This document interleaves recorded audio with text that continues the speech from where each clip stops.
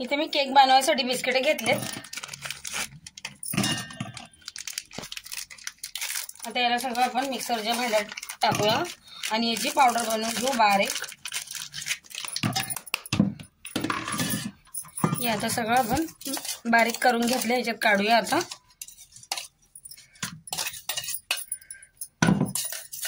आता याच्यात आपण दूध घेतले मी एवढं,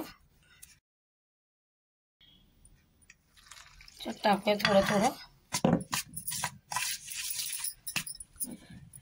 मिक्स करू सगळं। इथे मी असं सगळं मिक्स केलंय, एवढं दूध उरलंय, ते पण थोडंसं आपल्याला लागेल। इनो टाकते अर्धा चम्मच,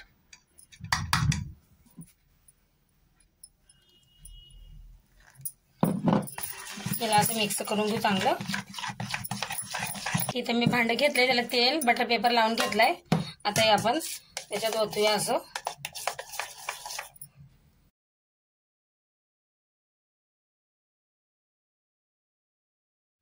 आता याला मी असं करून घेते सगळं। इथे मी कढई गरम करायला ठेवली होती, आता हे त्याच्यावर ठेवून देऊ आपण। आता याला आपण असं झाकण ठेवू वरून 25 ते 30 मिनिटं आपण बारीक गॅसवर केक होऊ देऊ। आता मी बाहेर काढून घेते केकला, आता याला थंड होऊ देऊ आपण। आता केकला बाहेर काढून घेऊया।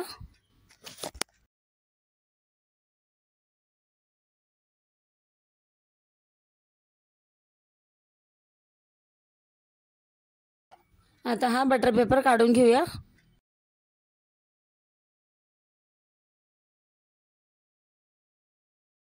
ह्याच्यावर आता चॉकलेट टाकून घेऊया। आता वरनं थोडेसे ड्रायफ्रूट टाकून घेऊया।